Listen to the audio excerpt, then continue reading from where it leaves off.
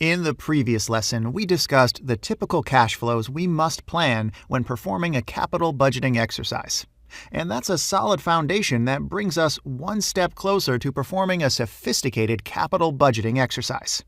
However, to do that, we must be able to forecast each item and create a numerical simulation of the insights our team has about the project. First, we must estimate the actual investment needed for the project. Depending on whether we plan to build a plant, invest in IT, or something else, we must make sure we have a good idea about the money needed to complete the project. Things become easier if we sign a contract with a third party and they bear the risks associated with cost overruns.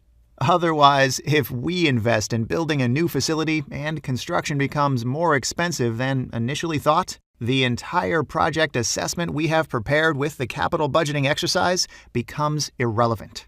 So it is key to understand whether the initial investment is a fixed amount or an estimation that will likely change once the project starts.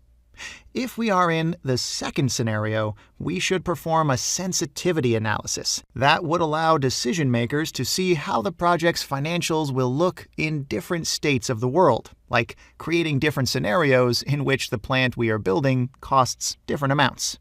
Once the project has been completed, it will serve its purpose. In our example from earlier, the plant will produce bicycles and generate money. How much, though? Well, here's the tough part. We must estimate how much money will be made before the project starts. This involves assessing the demand for bicycles and making an assumption about the price at which they will be sold, not only a year from now, but throughout the life of the entire project. By estimating the potential demand and the price at which the company can sell bicycles, we'll obtain a projection of revenue figures. Then comes the matter of estimating expenses. Here, we can have plenty of unknowns. The price of bicycle parts our plant uses could change. Cost of labor increases over time. Plus, there can be other unexpected factors along the way. The important thing is to model expenses in sync with revenues and respect the assumptions we've made when forecasting revenues. Most practitioners prefer modeling COGS and OPEX costs as a percentage of revenue. And this can be a potentially viable approach, especially in the long run. When we must forecast 5 or more years ahead, it is difficult and impractical to do it for each line item. Right. Once we've modeled revenues and COGS, we must think about the cash flow effect that will derive from balance sheet items. We already said working capital investment will likely represent significant cash tied up into the project. Inventory, trade receivables, and trade payables are 3 items we must consider.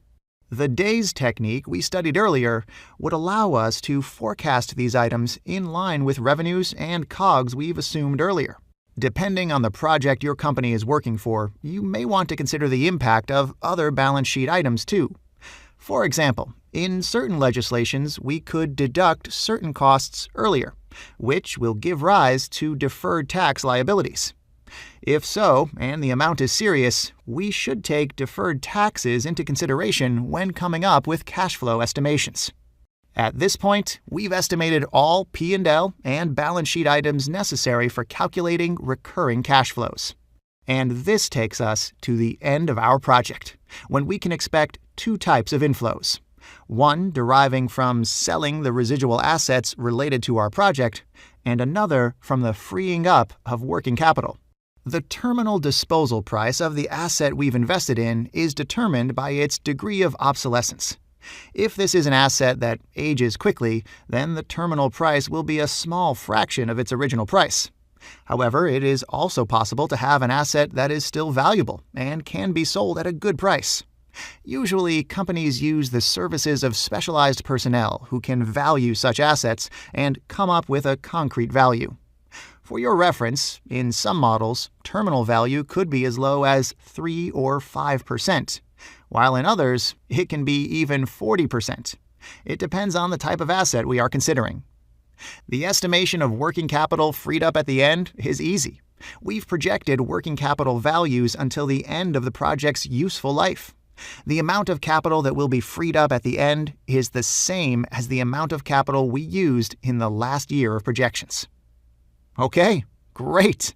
This is how we come up with the numbers that would allow us to carry out a proper capital budgeting exercise. Thanks for watching this lesson.